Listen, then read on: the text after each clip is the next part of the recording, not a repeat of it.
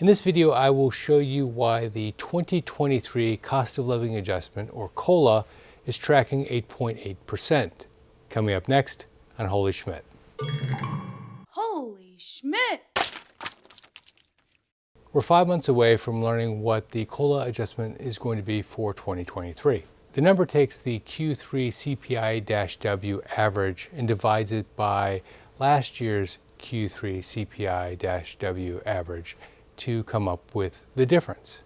Why we don't take the December number of this year and compare it to the December number of last year takes a bit of explaining. Ignoring the benefit of having a clean approach like that, having a December CPI-W number actually means that the number gets reported in mid-January. This means that the government, at the very least, would have to send out top-up checks, and that assumes that they could move quickly enough to take that information, get it into the computer, get it sorted for 65 million retirees receiving Social Security, and then get it out the door within a few days. Seems a bit ambitious. Also, very importantly, the U.S. government's budget ends on September 30th. New fiscal year starts on October 1st. That means anything happening from October 1st onward is part of the new fiscal year. So it would make sense, I suppose, saying that they're going to take the 3-month average for the period ending September 30th. The government uses the term COLA, or cost of living adjustment, to reflect the inflation adjustment made to a Social Security check based on an increase in the Consumer Price Index. In fact, a very specific part of the Consumer Price Index called the CPI-W, that's the Consumer Price Index for urban wage earners and clerical workers. That group represents 29% of the workforce, at least as of 2022, and more importantly, that group would be the most affected by an increase in prices due to inflation. CPI-W is a subset of the Consumer Price Index, sometimes called CPI-U. Now this is where things get interesting. When I say that, people ask the question, is the government trying to game the system? Why do they have two different measures?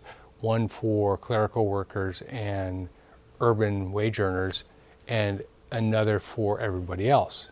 While I didn't actually do the calculation up until a few days ago, I knew the numbers would be about the same whether you're talking about CPI-W or CPI-U. Still, I needed to be sure, so I compared the change in CPI-W to the change in CPI-U for a reasonable period of time. In fact, I went back 29 years. I discovered that COLA had increased 88.5% over that period of time using the traditional calculation of CPI-W. And for reference, if we had used just CPI, the change would have been 89%, so basically the same.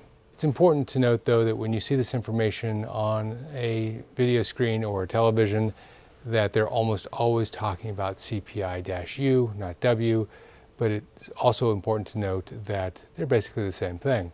The reason that the government has two different measures is because they collect data, and that set of information represents a slightly different demographic than the broader set.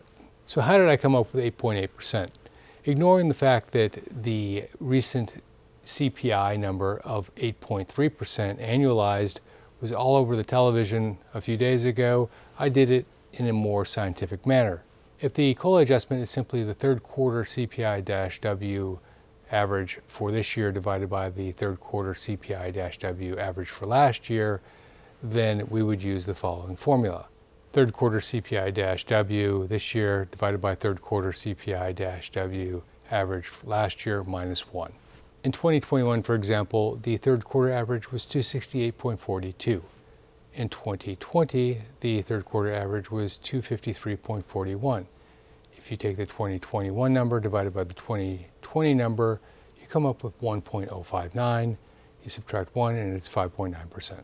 So I took the CPI-W average of February, March, and April of 2022. That's the most recently available data, and it came up with 282.23.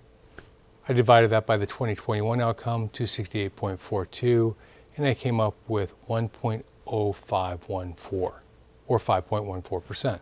But that's only for 7 months, so we need to adjust that. So you take 5.14%, and multiply it times 12 divided by 7, and there you have 8.8%. Now don't go out and spend the increase yet. A lot could happen in the next 5 months. Gas prices could continue to soar, which would push CPI-W up. The Federal Reserve rate rises that have happened recently would potentially push anyway, CPI-W down if they work. So we won't know for sure until October. But my prediction, for what it's worth, is that COLA will land somewhere between 8.5 and 8.8%. You heard it here first.